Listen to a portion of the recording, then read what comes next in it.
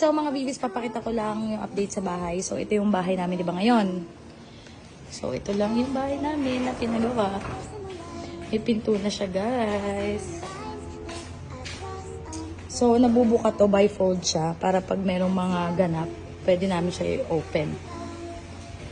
Tapos meron na rin kami chandelier.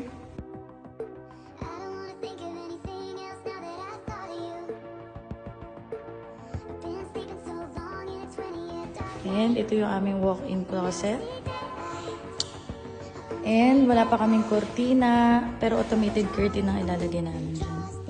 And dito na yung aking kusina. Diyos ko, excited ako dito kasi dito ako magluluto, guys. Oh, di ba? Tapos ito rin, nagpalagay ako ng ganito dahil para pag nagluluto ako sa mga vlog, di ba, maganda tignan. Para sa vlog talaga eh, no? Pero ayan siya, guys. And ito pala, pare, maghuhugas ka ng pinggan.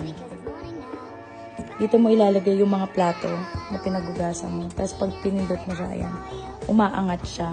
So, yun din, ganun din siya. Ito from Kanzen Home to, ah. Pag nag-vlog ako, ipapakita ko sa inyo yung dito sa bahay. Tapos, ito naman, pag may mga sinabawan ka, luto ka sinigang, mga ganyan. So, kailangan mo tubig, diba? So, nagpalagay ako ng ganito dyan, gripo, para hindi na ako pumunta sa mga malalayong lugar na kuhaan ng tubig. So, dito na siya direkta. And nagpa-filtration system kami para safe inumin ang tubig namin sa buong bahay. Pero magmi-mineral pa rin kami, diba? Siyempre, para lang double safe. So, diretso na yung, dito sa gripo, diretso na yung lulutuin namin sa baw. Yung niluluto namin sa baw, huwag na magluto ng sabaw! So, yun siya. And, walang pasensya yun. And, dito naman pala, ito meron kaming dishwasher dito with UV na to.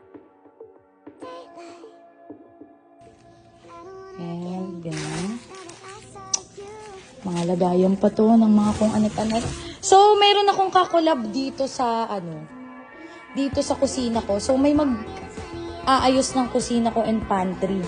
Kung saan ilalagay yung mga paminta, yung mga asin, saan ba dapat nakalagay ang plato, saan ba dapat nakalagay ang mga kaldero, kawali. So, may fair yan. May fair ang name. So, abangan nyo na lang sa aking vlog. So, ito yung mga ganyan din kami. So, yun lang. Konting update. Excited na ako.